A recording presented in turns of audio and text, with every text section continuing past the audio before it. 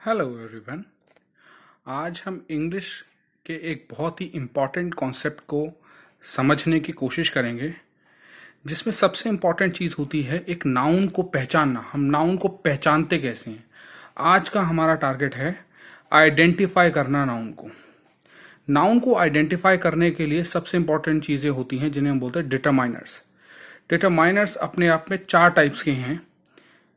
English में जैसे हम बोल सकते हैं आर्टिकल्स आपने सुने हैं, demonstrative adjectives, possessive pronoun, quantifiers.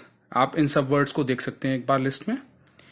इनके संग एक बात समझिए कि ये डिटरमाइनर एक चीज सुनिश्चित करते हैं कि अपने बाद में नाउन लेंगे, लेकिन समटाइम्स ऐसा होता है कि नाउन से पहले एक शब्द आता है। अगर डिटरमाइनर्स और नाउन के बीच में एक शब्द आया, that is gonna be an adjective.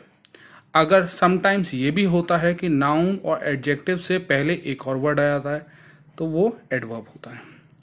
मगर मेन बात ये है कि डिटरमाइनर्स के बाद हमें कितना आगे चलना पड़ेगा, कहीं ना कहीं रुकना पड़ेगा, जिससे हमें बीच में देखना पड़ेगा।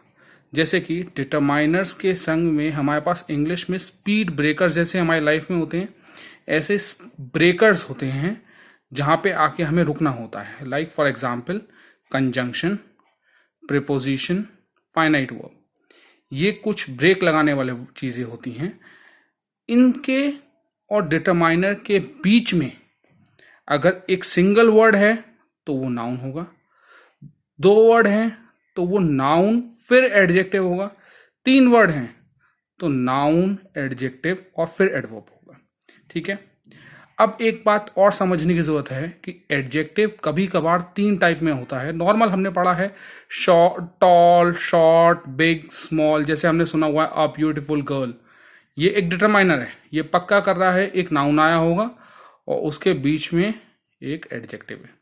ठीक है। कभी कभार एडजेक्टिव आईएनजी के फॉर्म में भी आता है, जिसे हम बोलते हैं प्रेजेंट पार्टिसिपल।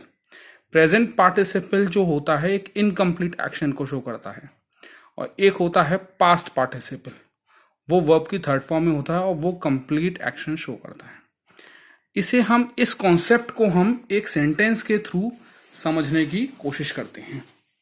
फॉर एग्जाम्पल हमारे पास एक सेंटेंस है, The entire state is eagerly awaiting the arrival of the newly appointed president of the state। ठीक है, समझने की कोशिश करते हैं, देखते हैं। जैसे कि ये एक डिटरमाइनर है, ये मुझे पक्का कर रहा है कि अपने बाद में नाउन लिए बैठा होगा। मुझे फॉर एग्जाम्पल मान लेते हैं, मुझे ये शब्द नहीं पता, ठीक है, मुझे ये शब्द भी नहीं पता, ठीक है, बट ये एक फाइनाइट वर्ब की कैटेगरी में आता है। तो एक बात होगा कि इस फाइनाइट वर्ब को में रुकेंगे, क्योंकि ये स्पीड ब्रेकर है और डिटरमाइनर है हमें दिया हुआ। तो डिटरमाइनर और फाइनाइट वर्ब के बीच में अगर 2 वर्ड हैं तो इनसे पहले आया होगा नाउन और नाउन से पहले आया होगा एडजेक्टिव। ठीक है। आगे हम एक और डिटरमाइनर देख सकते हैं, जैसे ये है। ठीक है। तो डिटरमाइनर फॉर एग्जाम्पल हमें इस वाले वर्ड का भी पार्ट ऑफ स्पीच नहीं पता, बट ये हम जानते हैं प्रीपोजिशन, ये प्रीपोजिशन है।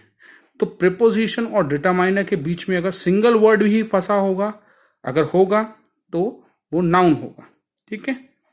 ऐसे ही यहां पे भी एक डिटरमाइनर दे रखा है। तो फॉर एग्जाम्पल मुझे ये वाला वर्ड नहीं पता, ये वर्ड भी नहीं पता और ये वर्ड भी नहीं पता, बट ये तो हम जानते हैं इट इज अ प्रीपोजिशन।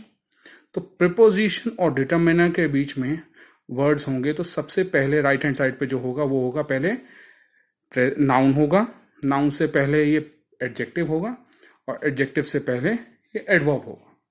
ठीक है। एडवर्ब की सबसे इंपॉर्टेंट पहचान कि एडवर्ब जो होता है वो ly लगा के आता है। ठीक है। और एडजेक्टिव जो होता है ing और ये वर्ब की 3rd फॉर्म में आता है। इधर ये वर्ब की 2nd फॉर्म नहीं है, इधर ये वर्ब की 3rd फॉर्म है, जो क्या दिखा रहा है, ये पास्ट पार्टिसिपल है, और इधर ये कंप्लीट एक्शन दिखा रहा है। आई होप इस शॉर्ट क्लिप में मैं आपको थोड़ा सा बताने में कोशिश करा। आई होप आपको समझ आया हो। Thank you.